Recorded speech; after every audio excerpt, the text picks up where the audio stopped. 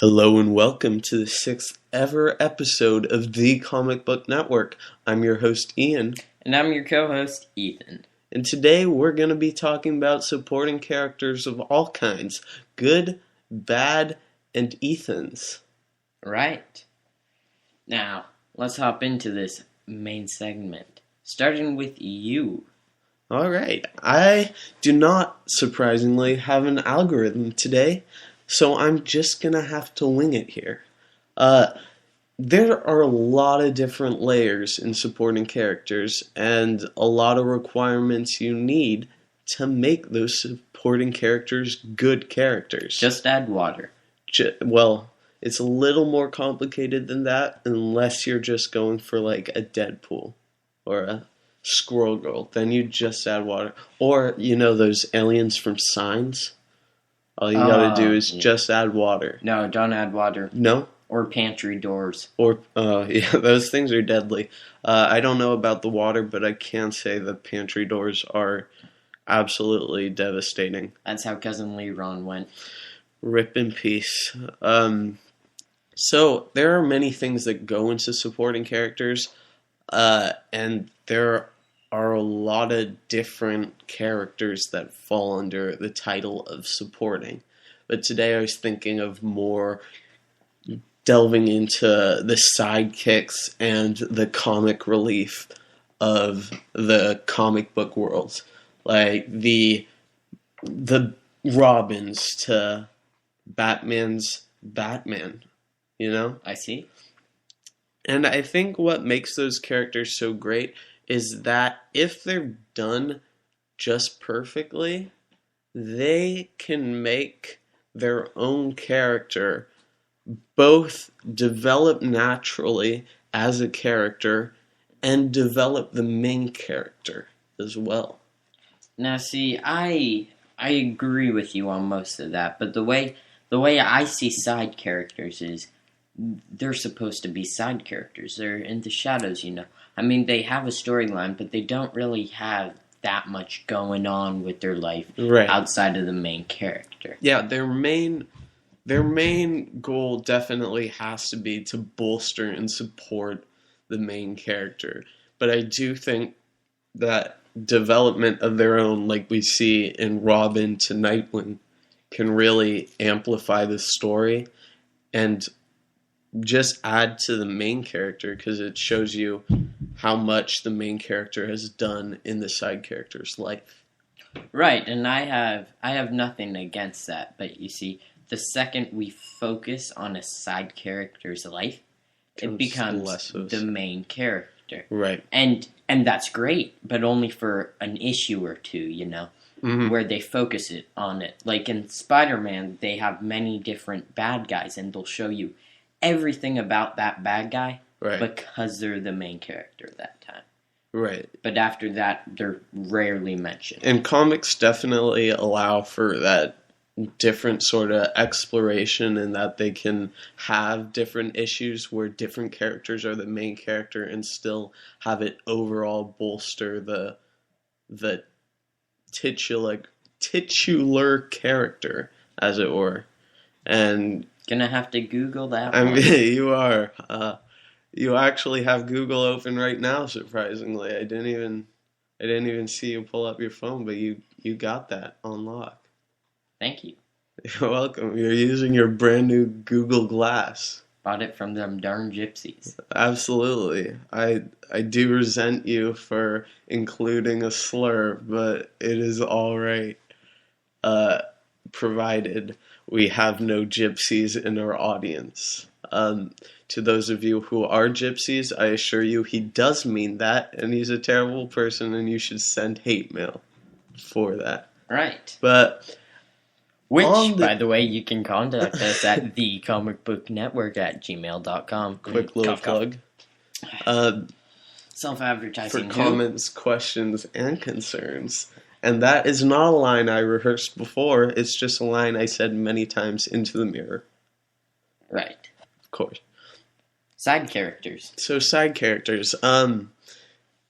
In terms of development, you believe that they shouldn't be as much developed as the main character, and I totally agree with you on there. But I think that one of the interesting things about side characters is that they can be so well developed over time. And like, for instance, a love interest type of character, like MJ, or well, definitely not any of Iron Man's love interests, but like the new side character. Oh, I can't forget, or I can't remember her name for the life of me. But the love interest in Doctor Strange, All New, All Different. She's definitely getting that sort of concentration, and we're seeing how her character is. And I think that's important. Right. It is important to develop them, but, sparingly. Sparingly, yeah. And another thing, in terms of more the physical aspect than the mental and the character development type aspect, I think a character who's a sidekick still needs to be a good match for the hero. Like, they need to be able to match the intensity and the patterns that the main hero can use.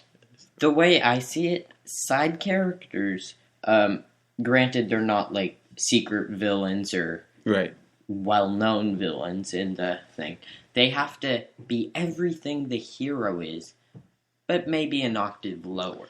Right, like Mockingbird in the all different Spider-Man series is definitely up to par physically. Doesn't have the super strength or anything, but she can keep up with most of his mission progression and do all the things that are asked. And Prowler, who's also in the same series, can sort of act as a yin to Spider-Man's yang and match the intensity and all that sort of thing that we find in the main character. Right. And if they don't have that, they'll be playing catch up and just more of a student than a co-partner. And I think that is definitely damaging.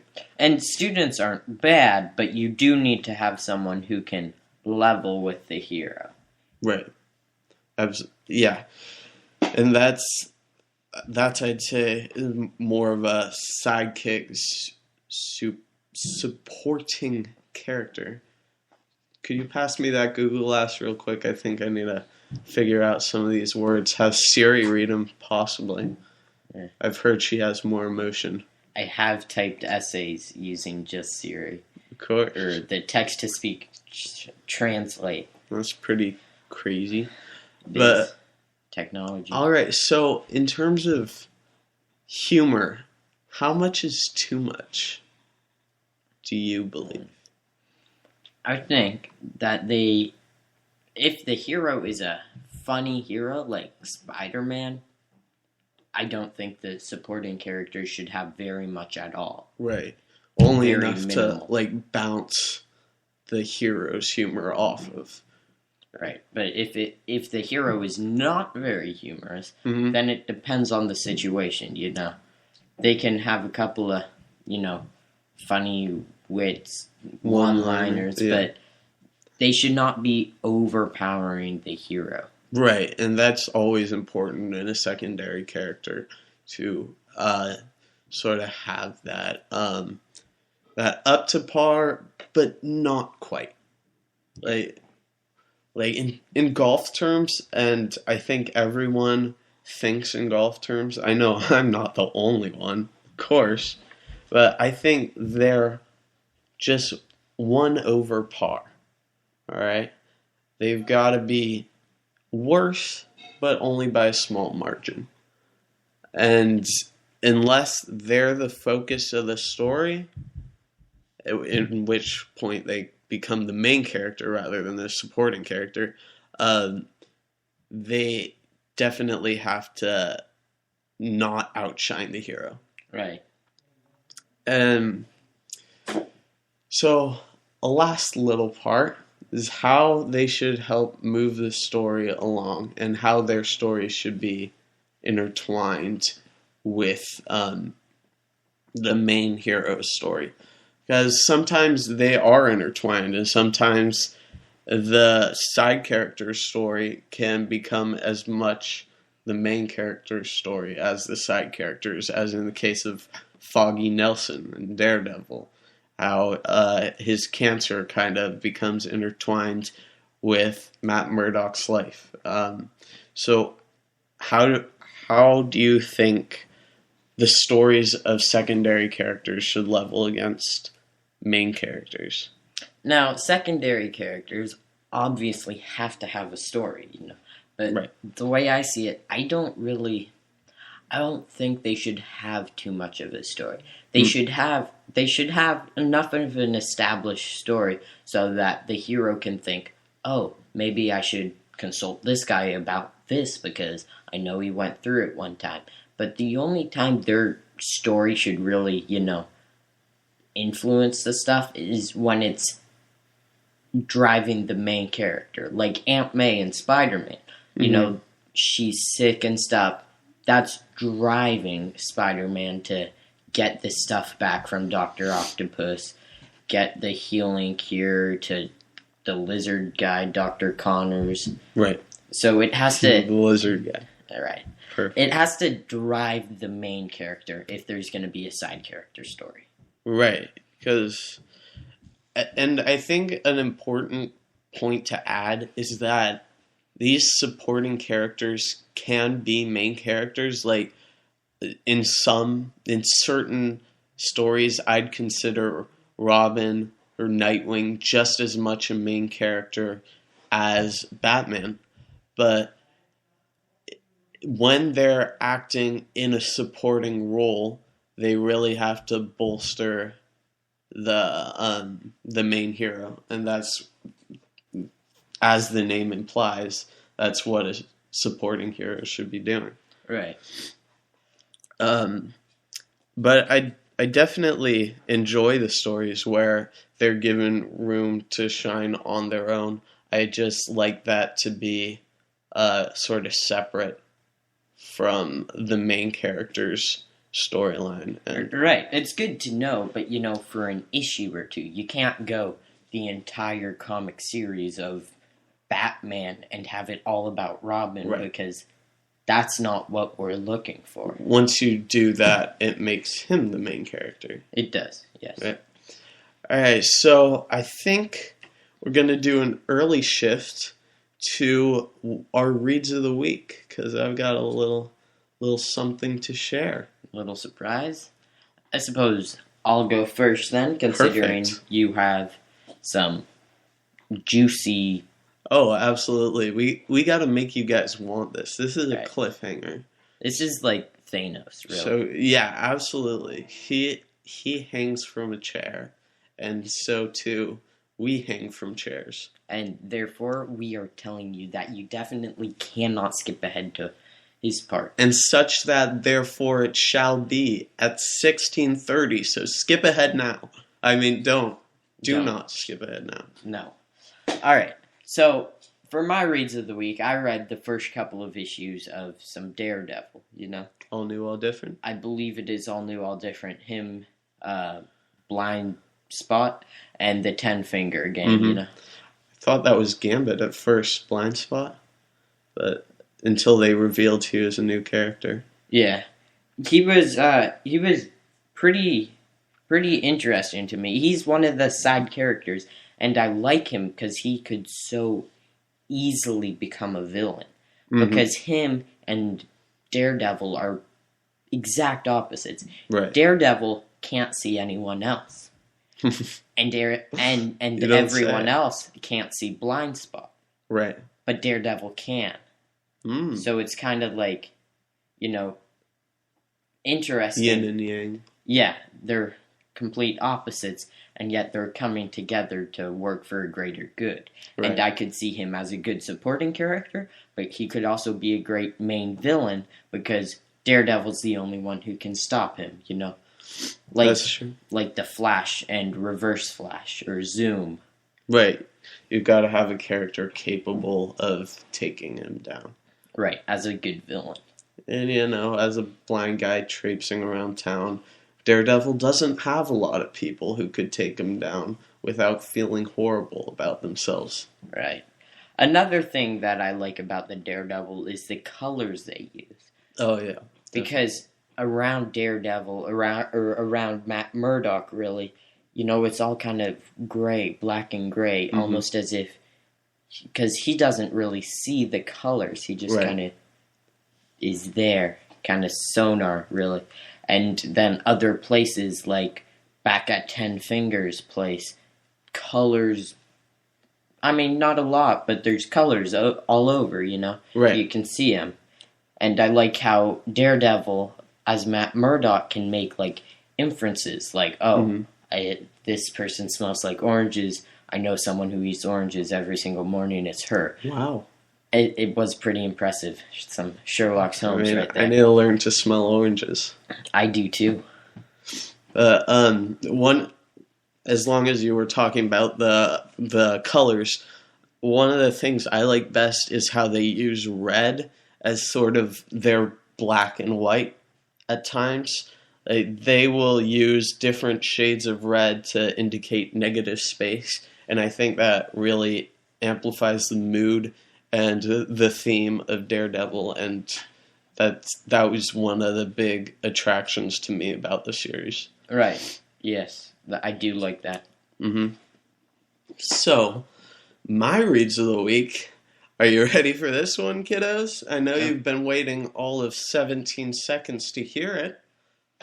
Karnak number 2. Yes, indeed. It's been 4 months in the making. I think my co-host Ethan has just fainted from the very possibility of such an issue. And dare I say it, Karnak was my favorite issue of this short month. Actually, I was just leaning back to Larry or whatever we decided the Pop-Tart's name was. I do take offense to that, and it hurts me deeply. But one of the very first couple of pages, first scene, if you will, was an hallway scene, the sort that was featured in Daredevil. And dare I say it, it was a better... Devil? No. Dare you say it was a devil? Daredevil? That would be clever if only I had thought of that sooner. So dare I say it, I'd be devil. Dang it. No. Bad. I lost it. I'm sorry. You tried to spoon feed it to me, but I just could not get there. Had the airplane, but I should have taken the train. Absolutely. But it introduced a new villain and a new overlord villain that's sort of controlling all the operations at the moment. And while I'm not sure it was worth the 4-month wait, it was definitely an interesting series. I'm loving the art, I'm loving the color, I'm loving the character, I'm loving the moves you are making right now. Thank you. They're beautiful. They're dancing. Like Jagger. You guys should be very much depressed that you are just listening to this, because it is beauty in its purest form. The second issue I read today, of many, but the second important one, was Venom. Is all new, all different run, and I gotta say, I love Venom's art. Like, he's had some great series with some great art, and this one definitely does not spoil that. The art seems almost watercolorish, and it's just so smooth. And even when drawing space pandas, I think it comes together well. Venom is a very good character. Right, and they started making it so that his symbiote can manifest itself without him even in the suit, which is interesting. That could be an interesting plot device. That could be a terrifying plot device, but I'm definitely interested to see it. And I'm curious to see where that'll go with his life outside of the Guardians of the Galaxy. It's been fun to see, and I, I've always had a soft spot for Venom and Carnage and all of those. They're very interesting to me. They are. All right, so if there are no objections, I object. You We're- are not marrying this woman. but Father, I love her. You're no son of mine. Oh, okay. If there are no objections, I think I'm just gonna jump off this bridge real quick. See you later. We're going on to our third, what's it called? Third segment, I think. Third, what's it called segment. And Yes. that would be our question of the week. Today's letter comes from... Absolutely no one, but it could be you. If you write in your questions, comments, concerns, general disappointments, maybe your life position at the moment, your dating profile, whatever.